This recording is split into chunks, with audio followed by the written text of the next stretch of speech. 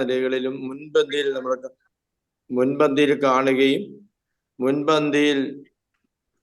മുൻപന്തിയിൽ നിന്ന് കാര്യങ്ങൾ കൈകാര്യം ചെയ്യുകയും അല്പ എടുത്തുചാട്ടക്കാരെന്നൊക്കെയും നമ്മൾ പറയാറുള്ള ആദ്യമായ വ്യക്തിയാണ് പത്രോസ്. എങ്കിലും ശ്രേഷ്ഠന്മാരുടെ നിരയിൽ വളരെ ശ്രേഷ്ഠനായി നാം പത്രോസിനെ കാണുന്നു.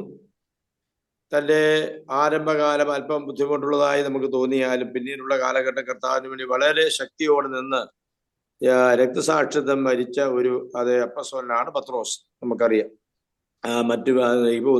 അദ്ദേഹം 2 ലേഖനങ്ങളാണ് എഴുതിയിരിക്കുന്നത്. ആ 2 ലേഖനങ്ങളിലും സ്തോത്രം പ്രത്യാശയാണ് ഓർപ്പിച്ചുകൊണ്ട് ഉണർത്തുന്നത്. അപ്പൊ ആ പ്രത്യാശയിൽ തന്നെയാണ് ഈ ലേഖനം ആരംഭിക്കുന്നത്. അന്ത്യകാലത്ത് വെളിപ്പെടുവാനുള്ള രക്ഷ. ഇവിടെ നമ്മൾ വായിച്ചു കേട്ടത് എല്ലാറ്റിൻ്റെയും അവസാനം സമീപിച്ചിരിക്കും. ഈ അവസാനം എന്ന പദം ഒരു പ്രത്യേക പദമായിട്ടാണ് നമുക്ക് കാണുന്നത്. കർത്താവ് തന്നെ ശിഷ്യന്മാരുമായി ഇരിക്കുമ്പോൾ ഒരുമരിയില് മത്തായിയുടെ സുവിശേഷന്റെ 24:3 ഒന്ന് വായിക്കാമോ? മത്തായി 24:3. അവൻ ഒലിവുമലയിലിരിക്കുമ്പോൾ ശിഷ്യന്മാർ തനിച്ച് അവന്റെ അടുക്കൽ വന്നു. അത് എപ്പോൾ സംഭവിക്കും എന്നും നിന്റെ വരവിനും ലോകാവസാനത്തിനും അടയാളം എന്ത് എന്നും പറഞ്ഞു തരണമെന്ന് അപേക്ഷിച്ചു.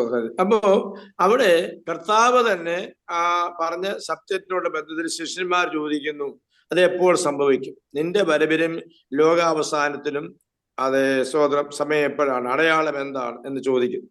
അപ്പോ ഒരു അവസാനത്തെ മുൻപ് കൂട്ടി കർത്താവ് അവർക്ക് പരിചയപ്പെടുത്തുകയാണ്. അവസാനം ഈ കാണുന്നതെല്ലാം താൽക്കാലികമാണ്. പൗലോസ് പറയുകയാണ്, കാണുന്നതെല്ലാം താൽക്കാലികം, കാണാതെ നിത്യം. അപ്പൊ ആ അവസാനത്തെ മുൻപ് കൂട്ടി കണ്ടുകൊണ്ടാണ് അപ്പസ്തലന്മാരെല്ലാ കാര്യങ്ങൾ പറയുകയും പഠിപ്പിക്കുകയും ചെയ്തത്. ഇവിടെ പത്രോസ് പറയുന്നത് എല്ലാറ്റിൻ്റെയും അവസാനം സമീപിച്ചിരിക്കും. അതിനോട് ചേർന്ന അവസാനം എന്ന ചിന്തയിലാണ് ഞാൻ അല്പനേരം നിൽക്കാൻ ആഗ്രഹിക്കുന്നത്. നമ്മൾ ഈ വേദപുസ്തകം ശാന്തമായി പഠിക്കുമ്പോൾ ഈ ദിവസങ്ങളിൽ ദൈവാത്മാവ് ഇടപെട്ടിട്ടുള്ള ഒരു പ്രതീകമാണ് അന്ത്യകാലം എന്നൊരു പദം കാണാം. അന്ത്യകാലം. യൂദായുടെ ലേഖനം ഒന്ന് എടുത്താട്ടെ, അതിന്റെ 17 മുതൽ വായിക്കുമ്പോൾ, 17 മുതൽ 18 വരെ ഒന്ന് വായിക്കുമ്പോൾ,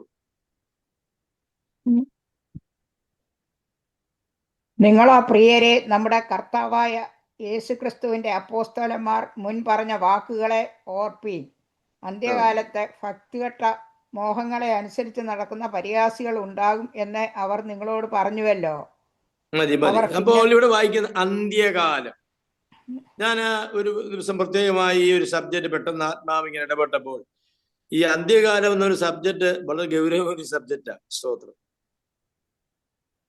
അന്ത്യകാലം എന്ന പദം പല സ്ഥലത്തും കാണാം. പക്ഷേ ആ അന്ത്യകാലം ഓരോ കാലഘട്ടത്തെയും വിവേചിച്ച് പഠിക്കേണ്ടിയിരിക്കുന്നു. അന്ത്യകാലം, സ്തോത്രം, അതെല്ലാം വിശദീകരിക്കാൻ ആഗ്രഹിക്കുന്നില്ല. പത്രോസിന്റെ 1-ാമത്തെ പ്രസംഗം ആരംഭിക്കുമ്പോൾ അന്ത്യകാലത്ത് യോവേൽ പ്രവാചകൻ മുഖാന്തരം പറഞ്ഞത് എന്ന് പറഞ്ഞുകൊണ്ട് ആരംഭിക്കുന്നു. അപ്പൊ അവിടെ ഒരു അന്ത്യകാലം പറയുന്നു. എബ്രായ ലേഖനം 1-ാം അധ്യായത്തിൽ ഒരു അന്ത്യകാലം പറയുന്നു. ഇതിനെല്ലാം വ്യത്യസ്ത കാലഘട്ടം. എന്നാൽ ഇപ്പോഴത്തെ ഈ കാലഘട്ടത്തെ നമ്മൾ അതിന്റെ നടുവിൽ അന്ത്യകാലമായി തന്നെ പറയുകയാണ്. യോഹന്നാൻ പറയുമ്പോൾ അന്ത്യനാഴിക. ഇതിനെല്ലാം വ്യത്യസ്തമായ കാലക്കണക്കുകളും വ്യത്യസ്തമായ പശ്ചാത്തലത്തിൽ നിന്നുകൊണ്ട് ഇതെല്ലാം പറയുന്നു. അപ്പൊ ഇപ്പോൾ നാം എത്തിയിരിക്കുന്നത് ഒരു അന്ത്യകാലത്തിലാണ്.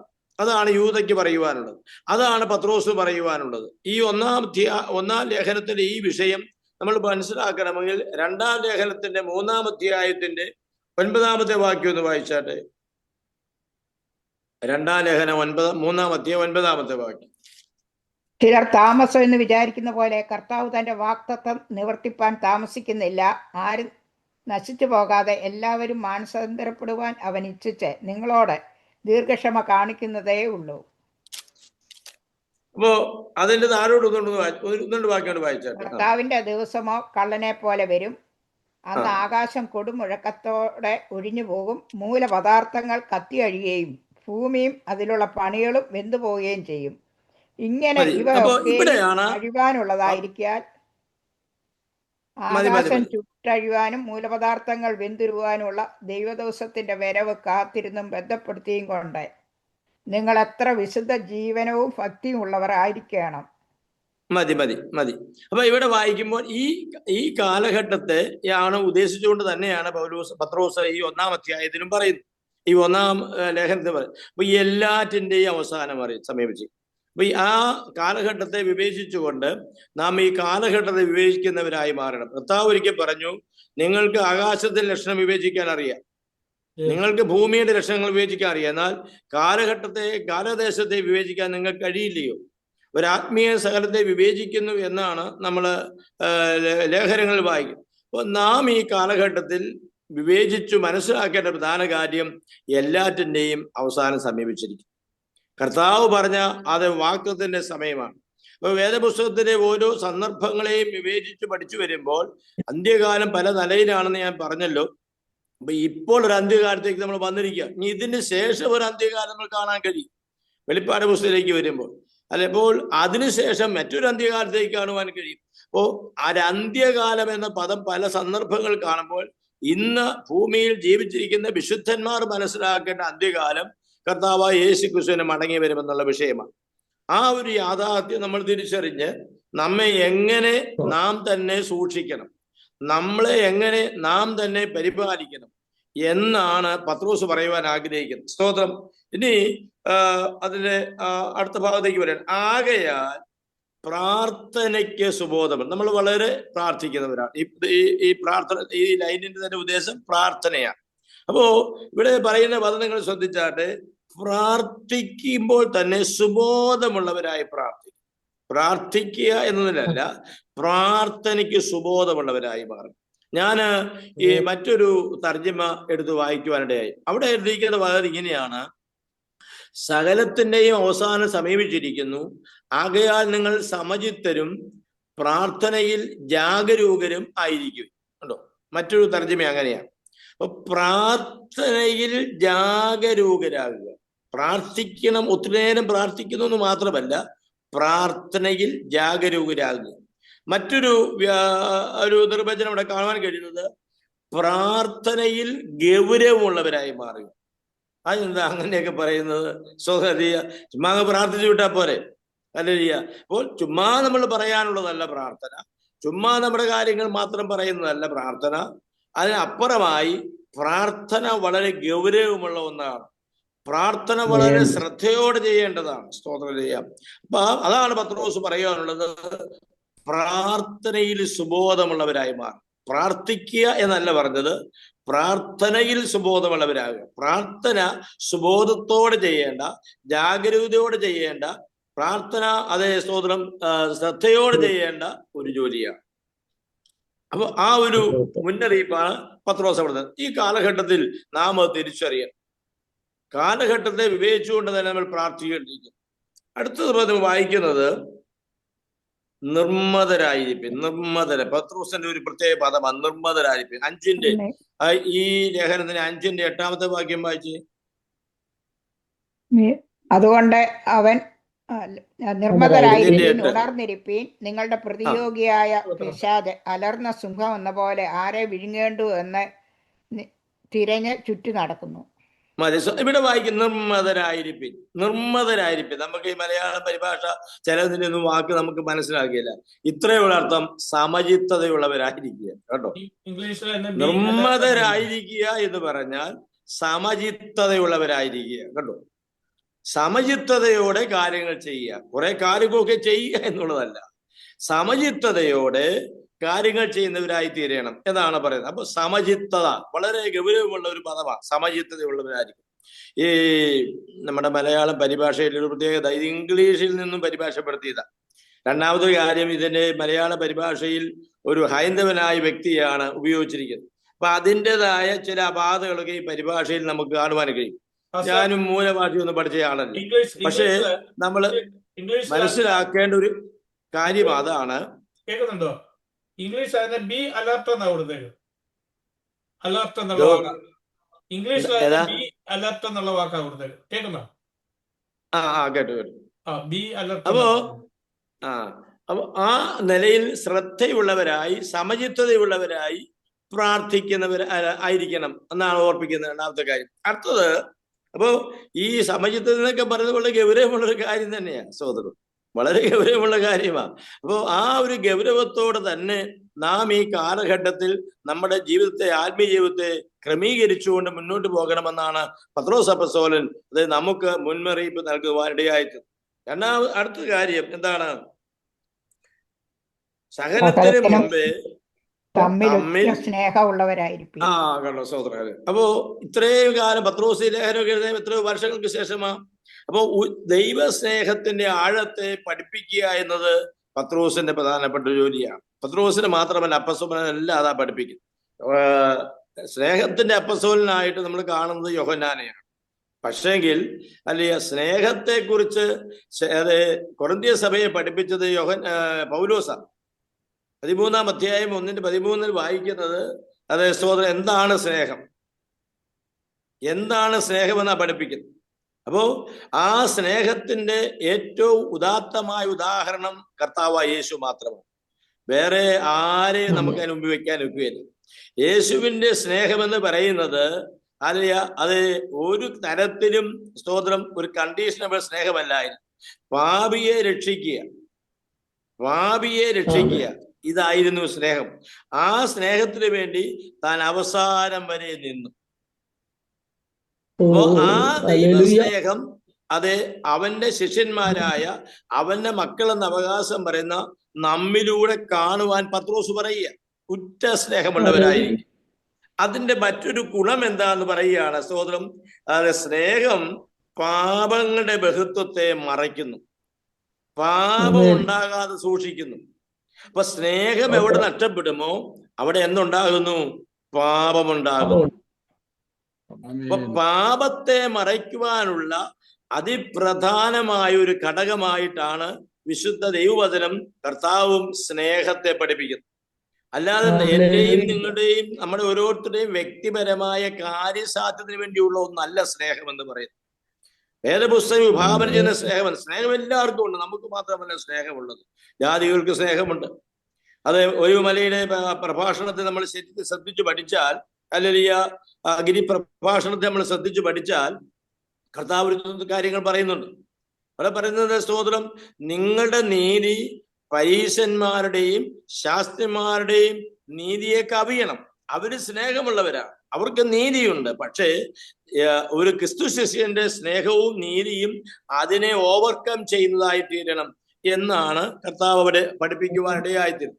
അപ്പോ ആ കാഴ്ചപ്പാട് പുതിയ നിയമസഭയ്ക്ക് ഉണ്ടാകണം, എന്നിലും നിങ്ങളിലും ഉണ്ടാകണം എന്നിവിടെ ഓർപ്പിച്ചുകൊണ്ട് പത്രോസ് പറയുകയാണ്, സ്നേഹം പാപങ്ങളുടെ ബഹുത്വത്തെ വർദ്ധിപ്പിക്കുന്നു. ഒന്നാമത്തെ കൊലപാതകത്തിന്റെ പുറകിലുണ്ടായ കാരണം എന്താണ്? സ്നേഹം നഷ്ടപ്പെട്ടതാണ്. സ്വന്തം സഹോദരനെയാണ് കൊന്നത്, സ്വന്തം രക്തത്തിൽ പിറന്നവനെയാണ് കൊന്നത്. എന്താണ്? അവിടെ സ്നേഹം നഷ്ടപ്പെട്ടു. അപ്പോ അവനോട് തന്നെ മുന്നറിയിപ്പ് കൊടുക്കുന്ന പാപം നിന്റെ വാതിക്കൽ കിടക്കുന്നു, അതിന്റെ ആഗ്രഹം നിന്നോടാകും. അപ്പൊ എപ്പോഴും ഒരു ദൈവത്തിന്റെ മുമ്പിൽ പാപമുണ്ട്. പാപം നമ്മുടെ ഇങ്ങനെ കാർന്നതിനായിട്ട് നോക്കിയിരിക്കുക, എന്നെയും നിങ്ങളെയും പാപത്തിൽ വീഴിക്കുവാൻ. അതുകൊണ്ട് പൈശാചിക പോരാട്ടത്തെ കുറിച്ച് നമ്മൾ എപ്പോഴും പഠിപ്പിക്കുന്നവരാണ്. എന്നാൽ സഹോദരം, എബ്രായ ലേഖന കർത്താവിന്റെ ഭാഷയിൽ നമ്മൾ ശ്രദ്ധിച്ചാൽ പാപത്തോട് പോരാടുന്നതിൽ പ്രാണത്യാഗത്തോട് നിങ്ങൾ എതിർത്തിട്ടില്ല. അപ്പൊ പാപത്തോട് പോരാടുകയാണ് ഏറ്റവും അതിപ്രധാനമായ കാര്യം.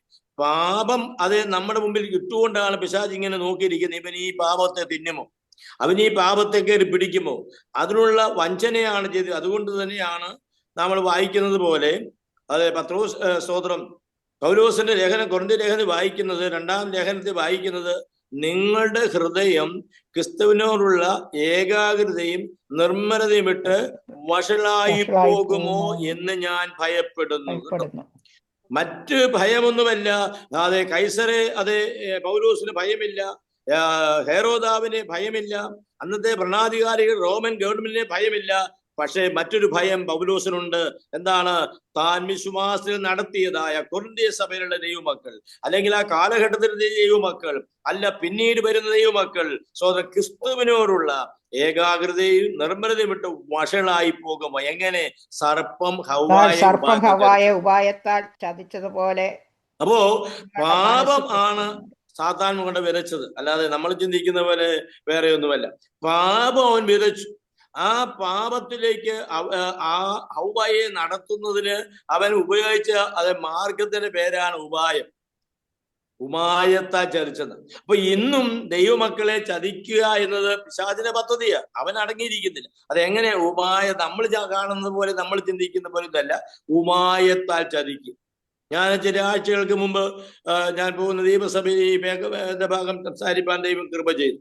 അതേ വേദഭാഗം ഈ ജനറൽ ചർച്ച ഓഫ് ഗോഡിന്റെ ജനറൽ കൺവെൻഷനിൽ അതേ കർത്താവദാസ PC സ്തോത്രം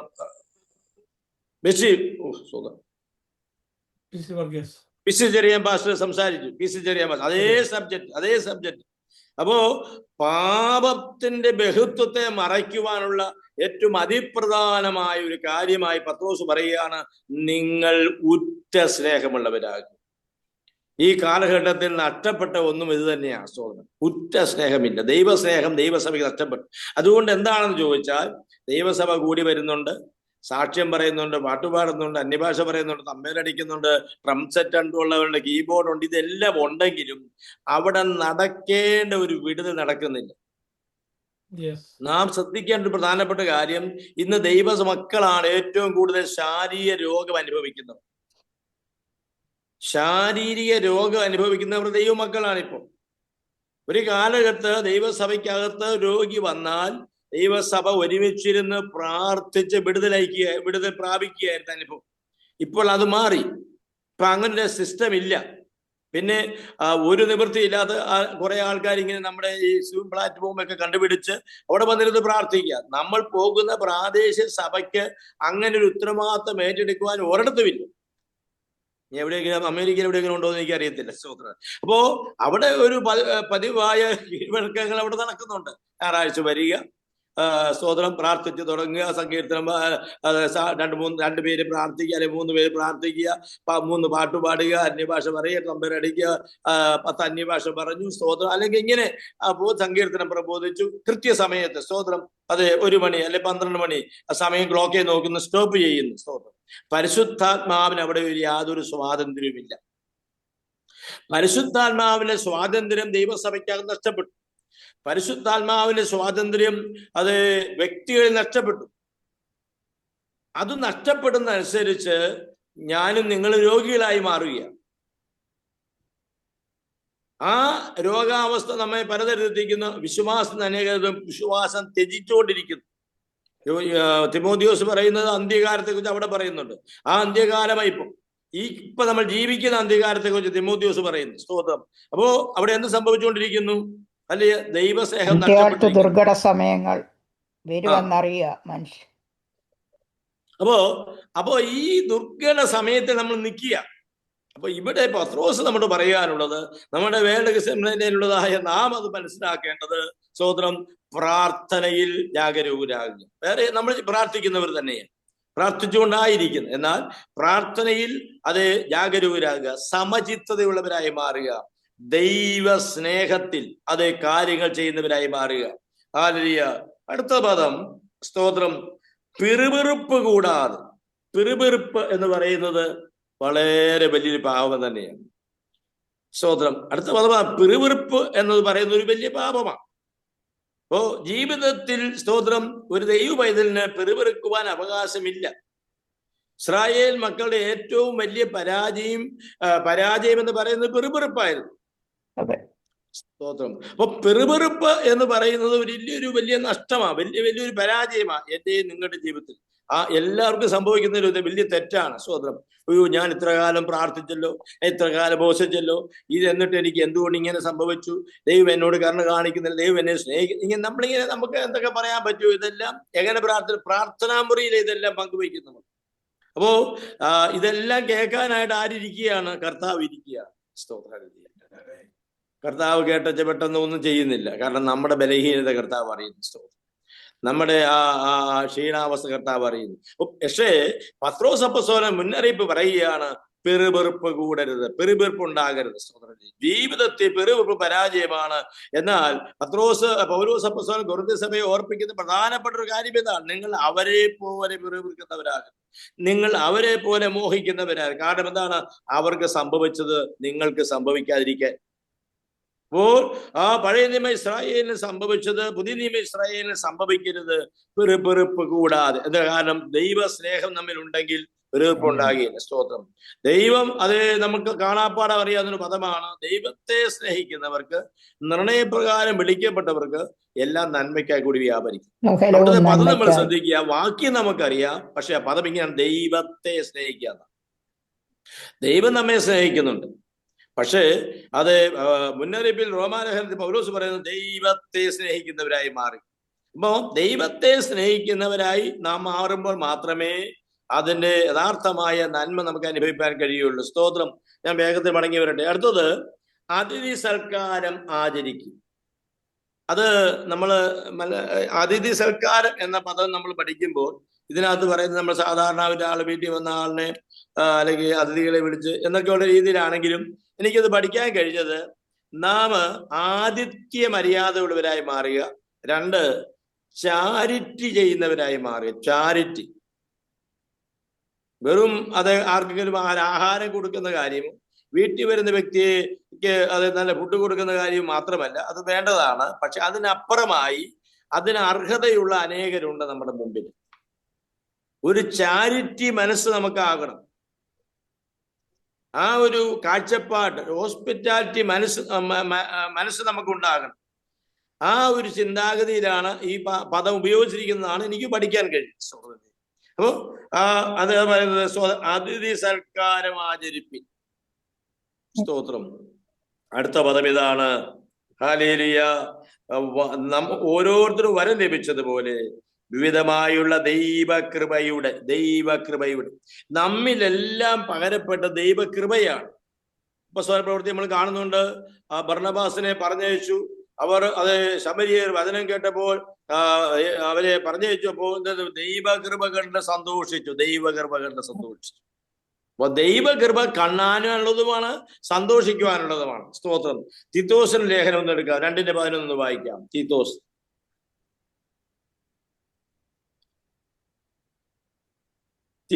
സകല മനുഷ്യർക്കും രക്ഷാകരമായ ദൈവകൃപ ഉദിച്ചുവല്ലോ. താഴത്തോടൊന്ന് വായിച്ചു. നാം ഭാഗ്യകരമായ പ്രത്യാശയ്ക്കായിട്ടും മഹാദൈവവും നമ്മുടെ രക്ഷിതാവുമായ യേശു ക്രിസ്തുവിന്റെ തേജസ്സിന്റെ പ്രത്യക്ഷതയ്ക്കായിട്ടും കാത്തുകൊണ്ട് ഭക്തിയോടും പ്രപഞ്ച മോഹങ്ങളും വർജിച്ചിട്ട് ഈ ലോകത്തിൽ സുബോധത്തോടും നീതിയോടും ദൈവഭക്തിയോടും കൂടെ ജീവിച്ചു പോരേണ്ടതിന് അത് നമ്മെ ശിക്ഷിച്ചു വളർത്തുന്നു. അപ്പോൾ ദൈവകൃപ അവിടെ വായിക്കുന്നത് ഒത്തിരി കാര്യങ്ങളുണ്ട്. അപ്പൊ അത് ഒത്തിരി പറയാൻ ആഗ്രഹിക്കുന്നില്ല. ഈ ദൈവകൃപ കണ്ട് സന്തോഷിക്കുമ്പോൾ തന്നെ ദൈവകൃപ നമ്മെ സൃഷ്ടിച്ചു വളർത്തുകയാണ്. സൃഷ്ടിക്കുന്നതാണ് ദൈവകൃപ എന്ന് പറഞ്ഞാൽ നമ്മുടെ നിലയിലല്ല. എന്തിനു വേണ്ടി? ഭാഗ്യകരമായി പ്രത്യാശയിരിക്കുന്ന നടത്തേണ്ടതിന് ആ ദൈവകൃപ നമ്മെ എന്ത് ചെയ്യുന്നു? സൃഷ്ടിച്ചു വളർത്തുന്നതാണ് പൗലോസ് പറയുന്നത്. സൃഷ്ടിച്ചു വളർത്തുകയാണ്. അപ്പോൾ ദൈവകൃപ നമ്മെ പകരപ്പെട്ടതല്ല, അതാണ് ദൈവകൃപയാണ് നമ്മെ നിർത്തുന്നത്, വേറെ ഒന്നുമല്ല. ദൈവകൃപയാണ് സ്വതം. അപ്പൊ ആ ദൈവകൃപ എന്ത്? ദൈവകൃപയുടെ നല്ല ഗ്രഹവിചാരകന്മാരായി മാറി. നമ്മിൽ പകരപ്പെട്ട ഓരോ താലന്തുകളും ദൈവകൃപയാണ്, ദൈവകൃപയിൽ നൽകപ്പെട്ടതാണ്. അതുകൊണ്ട് നാം എന്തുള്ളവരായി മാറണം? അതിന്റെ നല്ല ഗ്രഹവിചാരകരായി മാറണം. സ്തോത്രം. ഹല്ലേലൂയ. അപ്പോ ആ നല്ല ഗ്രഹവിചാരകത്വം അത് 1 കൊരിന്ത്യർ ലേഖനം അതിന്റെ 4:1 മുതൽ ഒന്ന് വായിക്കാമോ? 1 കൊരിന്ത്യർ ലേഖനം 4:1 മുതൽ.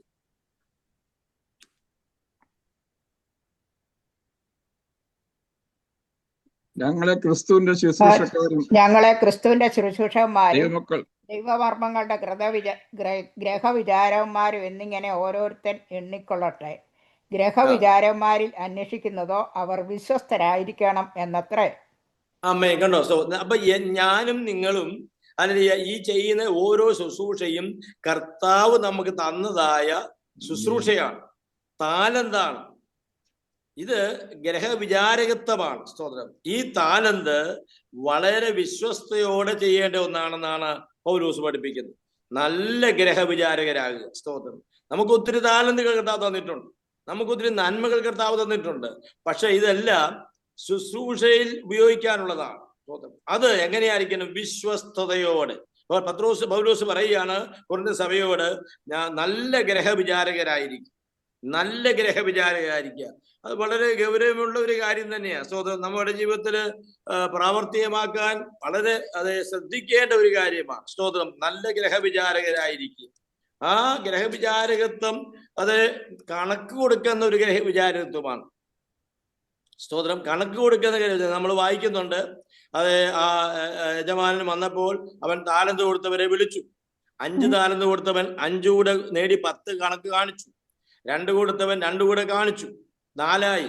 മറ്റവൻ 1 കുഴിച്ചിട്ടു. അപ്പൊ എപ്പോഴും താലന്തുകൾ ഏൽപ്പിച്ചവരായി ഞാനും നിങ്ങളും സ്തോത്രം ഹല്ലേലൂയ കണക്ക് കൊടുക്കേണ്ടവരാണെന്നുള്ള യഥാർത്ഥമായ ബോധം നമ്മെ ഭരിക്കുവാനും അതിനുവേണ്ടി വളരെ ജാഗരൂകത പ്രാർത്ഥിക്കുന്നവരും അത് സൂക്ഷ്മതയോടെ ചെയ്യുന്നവരുമായി തീരേണ്ടതും വളരെ ആവശ്യമാണ്. അതുകൊണ്ട് ഇവിടെ പത്രോസ് പറയുകയാണ്, ദൈവകൃപയുടെ നല്ല ഗ്രഹവിചാരകരായിരിക്കും. ഏറ്റവും അവസാനം വായിക്കുന്നത് ഹല്ലേലൂയ അതിനെ കൊണ്ട് അന്യോന്യ ശുശ്രൂഷിപ്പി. കണ്ടു.